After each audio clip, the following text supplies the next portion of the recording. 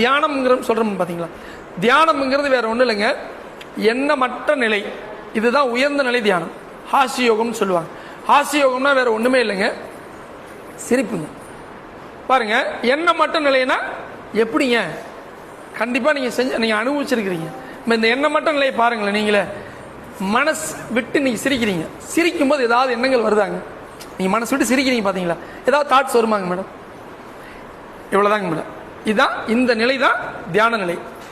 நீங்கள் இந்த புருவத்து மத்தியை கவனிங்க, உச்சந்தலையை கவனிங்க, ஹார்ட்டை கவனிங்கன்னு சில தியானங்கள்லாம் இருக்குது. இதெல்லாம் தியானம் கிடையாது, தியானத்திற்கான ரூட்டு, வழி. அதாவது தாரணைன்னு சொல்லுவாங்க. தியானம் என்பது 7வது படிநிலை, தாரணைங்கிறது 6வது படிநிலை. 6வது படிநிலை கான்சன்ட்ரேஷன் பயிற்சி நீங்கள் பண்ணும்போது தான் அப்படியே பண்ண பண்ண பண்ண பண்ண உங்களுக்கு என்ன நடக்குங்க, இயல்பாகவே தியான நிலைகளை நம்ம உணர ஆரம்பிப்போம்.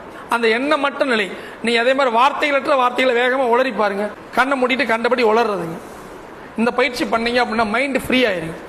அதான் எங்கள் வாத்தியார் சொல்ல, எண்ணுவதை நிறுத்துங்கள், எண்ணுவது கிடைக்கும். தேடுவதை நிறுத்துங்கள், தேடுவது கிடைக்கும். பார், நீங்க எண்ணமற்ற நிலைக்கு போயிட்டு நீங்க என்ன வேணும்னு நினைங்க.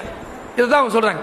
எண்ணமற்ற நிலைக்கு போயிட்டீங்கனாலே உங்க மனதிற்கு ஒரு அபார ஆற்றல்கள் கிடைக்கும், அபார சக்தி கிடைக்கும். அதற்கப்புறம் உங்களுக்கு என்ன வேணும்னு நீங்க அதுக்குள்ள போடுங்க, கிடைக்குமாம்மா. அதான் தேடுவதை நிறுத்துங்கள், தேடுவது கிடைக்கும் அப்படிம்பாங்க.